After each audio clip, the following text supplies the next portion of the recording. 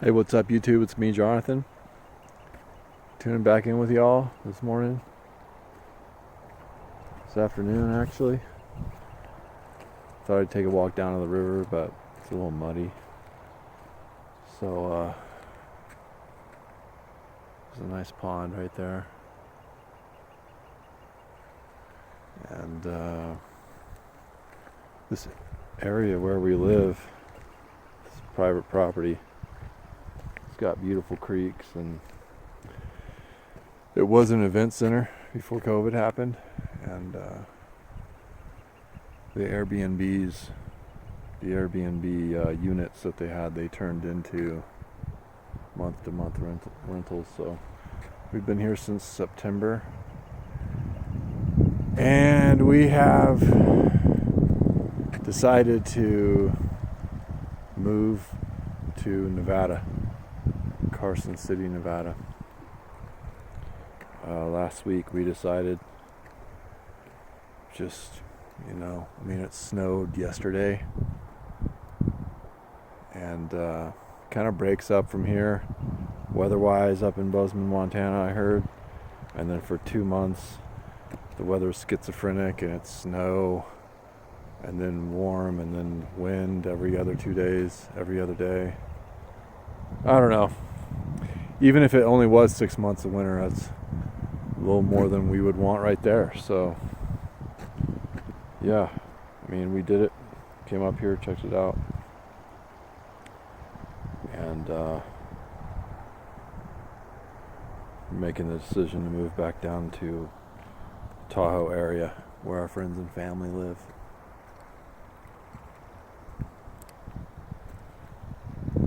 Kind of realized that even though we're meeting people up here, people who are prepping, people who are awake, and it's a great area to be during times like this up here. Really good. Salt of the earth people, a lot of farms, a lot of capable people, God-fearing folk. Just kind of realized that, starting to build relationships,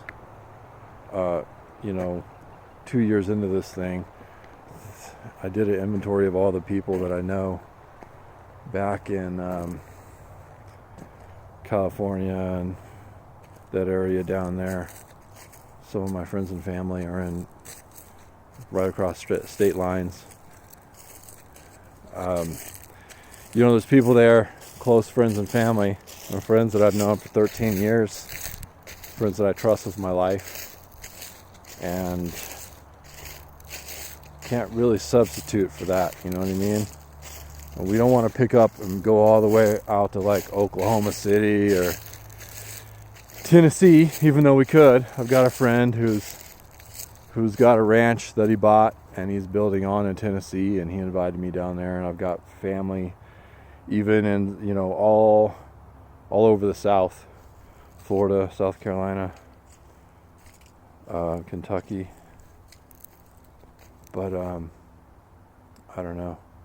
I don't want that much of a culture shock right now. And this area in Nevada where we are moving to, it's not that bad actually. The mountains are right there. The lake is 30 minutes away, and I need water in my life, as my Aunt Lisa recently pointed out. So yeah, that's what we're doing. We are looking for a place right now. In fact, we got a friend of ours in that area down there who's going to go drop off some money for a application for us. Things are kind of clicking. It's like knowing people where you're moving, they can just go and handle stuff for you. And I feel a lot of relief in that. We're going to be closer to my in-laws in Sacramento, California. So we'll be close to it. We'll be able to come, go in and out of the People's Republic, and then go back to America. Coming out of Tahoe into Minden, Nevada, I believe that's where it was. There's a big huge sign on the freeway that says "Welcome to America." And I guess as you get older, you start caring about this kind of thing more and more. And yeah, so that's what we're doing. I feel pretty good about it, actually. There's work down there. We're finding way more housing. You know, I wouldn't say we've got our choice of places, but there's just more available. There's more available. So that feels good. It's also cheaper. The housing here is insane. 1-bedroom apartment, $1,800. So yeah, that's where that sits. I wanted to talk a little bit about acceptance and gratitude. And you know, I've got a buddy here. When I was talking to him about acceptance and how he goes from, so how I see it, when you have a problem, there's 3 steps to solving any problem. First, you got to gain awareness of the problem. That's the first one. That's when you start to notice that the either your behaviors or the effects of that problem are causing pain in your life. Like, oh, that hurts. You're gaining awareness that the problem's even there. The next one is acceptance. So you accept that the problem exists. That's number 2. And then number 3 is action. So there's certain things that happen in life that really take more of that third step. And there's other things that are going to take more of the first step, you know, more subtle issues. And then maybe, you know, some problems are going to take a lot more action. But, you know, with big things, for instance, what we're going through in the world, the de-dollarization, our currency, the currency of the people in the U.S., we're losing the reserve status. The dollar being a standard, that is going away. So massive amounts of change, massive monetary reset leading into all kinds of other resets, and it's all happening globally. It's the first time in our history, which is short, which by the way is not legitimate even at a base level. But as far as we know it, for the last 150 years, with the little that we do have, we've never seen this happen, where the entire world is reset at the same time. So, you know, it's massive. It's on all levels. It's everywhere, and there's nowhere you can run from it. So I found something similar in my life that I've had to face, and that is having PTSD and stress illness. You know, realizing over the years that it's not a quick road out of that stuff sometimes, and you got to go as far into the woods, as far out of the woods as you went into the woods. And I did not take care of myself mentally or emotionally for most of my life, on into basically my 30s almost.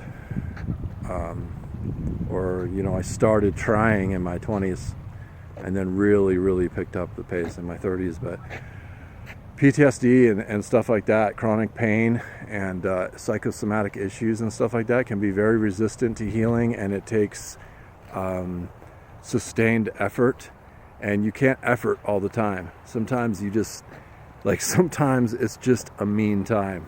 Like, what do I do in the meantime? Sometimes it's just a mean time. So gaining new levels of acceptance, how this pertains to the thing that's going on. Like, you know, me and Jenna would rather, you know, we probably would have navigated or kind of found ourselves back on the coast, somewhere north, up in Jenner, Big Sur, Carmel.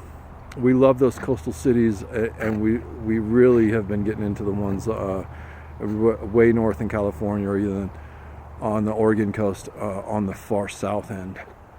And that's where we would go. We love that area. We love the weather and all that stuff. But because of laws and what's happened to those states, and how destroyed they are, and how like tyrannical the laws are and the mandates and the taxes and all the rest of it. It's not in the cards. It's not a choice we want to make. It's in the cards. We could do it if we wanted to, but tons of people are leaving California, Oregon, and Washington for the same reasons that we have left. So the place where we want to live isn't available, man. It's like, what if there was a war? Like, say if you love Ukraine and you're from Ukraine, and then one day Putin rolls in because America kept putting America kept installing like NATO forces on its borders, and then your country's at war, right? You want to be in Ukraine, but you can't be in Ukraine. You kind of need to leave, unless you're going to fight alongside the grandma with the gold parka. So where you want to be, you can't really be, and you got to compromise, and you got to like roll with it. And you know, sometimes it just sucks, and the only thing that's left to do is just to accept it, and to think like, what if it never gets better than this? Like, instead of having that be a despair thought, accepting where you're at with the particular issue, where we're at in the world, what's going on. And I found I have to work on that constantly. So yeah, acceptance that we're not, dude, I'm not a huge fan of the desert. Carson City, Nevada is old West desert. So, you know, accepting that we're making compromises in order to get closer to our friends and our family without being within the state of California, so that I don't become an instant criminal once I get back there with my firearms and things that have become illegal, retroactively making me a criminal for upholding my Second Amendment responsibilities. So, yeah, acceptance. And sometimes that's just like, it is what it is. Can I accept it? Can I be okay with it? Can I allow it to be? Can I just allow it to be? Can I gain some sort of peace with the immovable thing before me? Like the serenity prayer. Please God, grant me the serenity to accept the things that I cannot change. Sometimes there's things that we cannot change. We have to accept them if we want to have any kind of peace. And the wisdom to know the difference. And that's usually me knowing that I can't control or change any of you guys. You know, and the more accepting I am of that, the more at peace I am. So the second thing I wanted to speak on real quick is gratitude. You know, for me, the last 2 years, getting in spaces of like glowing gratitude has been almost impossible. You know, I try to make gratitude lists when I'm writing.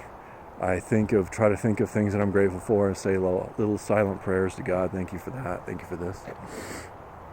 But regardless of how hard it is for me to do right now, I still keep grasping for that. I still keep trying to be grateful. And there's a YouTuber called Jeremiah Babe who like covers the collapse, and he goes out and he takes footage of closed down storefronts and basically talks about the markets and whatnot. He goes out and he takes footage of these people that are homeless living in tent cities, and maybe they're working, maybe they're not, but they're homeless. They're on the street, they're in tent cities. Back in California, where we're from, in Sacramento, and all those towns, doesn't matter how small they are, full of homeless people. More and more and more all the time. It's been getting worse for 20 years. And we're not that. You know, we'll probably have to dip into our savings to overlap these rents and get all these payments made. It's expensive to move, you know, U-Haul and all that stuff. We'll probably have to dip into our savings, and that was kind of bumming me out. But like, I had to remember that, well, I'm not homeless. I've got food, and I'm not trying to be contrite or, you know, I'm not trying to make less of anyone's situations. I know we're all struggling right now, some of us worse than others, but I've got a place to live. I'm sober. I got a clear mind. I got a wonderful wife. I got food. I've got some food stored up. You know, I've got guns. I've got security. We've got a lot of things prepped. I've got great friends all over, from Florida to New Mexico to Washington, California, here in Montana now. So, and let me not forget, I've got God, right? So ultimately, in its essence, I have everything. Me and my wife, we have everything in that. So I'm not saying it's not hard what we're going through, you guys. I'm not saying that. All I'm saying is sometimes it's just going to be hard. And we just accept it as much as we possibly can. We steal any moments of joy out of our days as much as we can, even if it's just one moment, 2 seconds of joy. Oh, thank you for this. That was a pleasant, some pleasant scenery, you know. And then gratitude for all the things that we do have, even if it's really simple. You know, the most times where I was most grateful in my entire life was when I first quit drinking, and I lost everything. I lost my business, my dogs, my lady, you know, all the friends where I was, and I just rented a room, and just living really, really simply. And I had these like times of gratitude where my heart, I would just weep from gratitude that I didn't have to drink, that I had somewhere to stay, food to eat, no warrants out for my arrest. So yeah, we just do it anyways, right? Just find something to be grateful for, accept where we are, trust in God, and know that all this stuff's going to work itself out. It's been way too long. For you guys who watch this, I love you. And be well. I'll talk to you soon.